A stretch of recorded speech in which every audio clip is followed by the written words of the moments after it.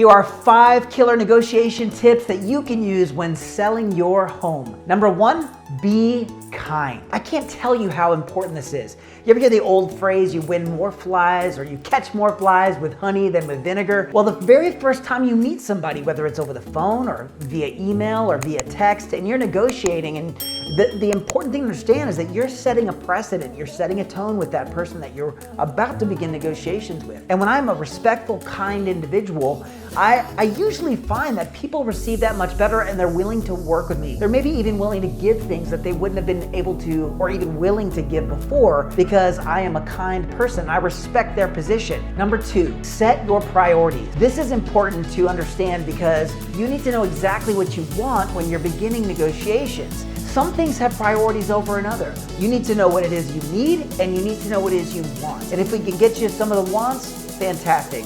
We definitely want to get you the needs. So being able to work with the other party to understand that they have needs as well, those are leverage points. You can hear what they have, what they want, what they're looking to accomplish, and then you can work out an arrangement to trade what it is that you want for what they want. And at the end of the day, everybody wins. This is a mutual beneficial arrangement that everybody walks away from happy. Number 3, don't react, respond. Take time to think about what has been said to you. Not everybody's gonna have the mindset that you have, that this video is teaching you when it comes to stepping into a negotiation with somebody else. They may think it's a power struggle. They may think it's a fight.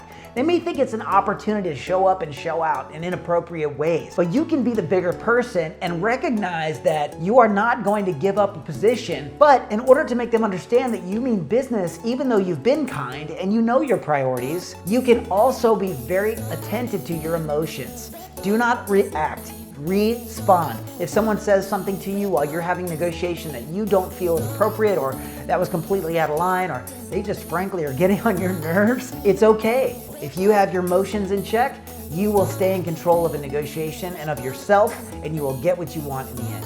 Number 4, know your value. When you're putting your property on the market, for example, in the real estate industry, it's important to get extremely quality data to understand what your value is. The only way to determine value on your property is by looking at comparable sold data. If you're not leaning on that to determine your value, you are misrepresenting your value. It's important to understand the market fluctuates. Not everybody's gonna put the same amount of value into things that you are putting value in. So get qualified, competent advice from professionals who are gonna walk you through this process.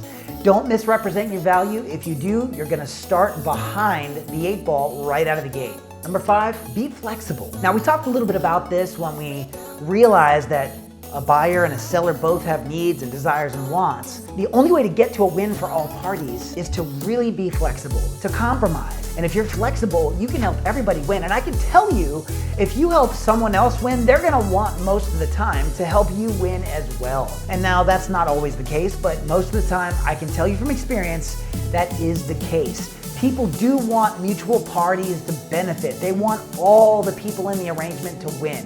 And if you're able to be flexible and give up something that maybe isn't so important to you so that someone can give you something in return, everybody accomplishes the goal they were set out to attain. Number 6 and pro tip, know when to walk away. Sometimes it's not gonna work out. Sometimes you get somebody who's not willing to establish a win for all parties. And in that instance, it's better just to cut ties and start fresh. I actually have had many clients who have been very discouraged by low offers, but they just wait a little bit longer and the right offer comes in because it's priced correctly, the value is there, and a buyer will see it because they're looking at the same data that we looked at to get the house positioned correctly on the market. Don't get emotional and don't quit and don't take the easy path. That's what negotiation is. If you're thinking about selling and you're looking for an expert negotiator, definitely reach out. We'd love to take care of you.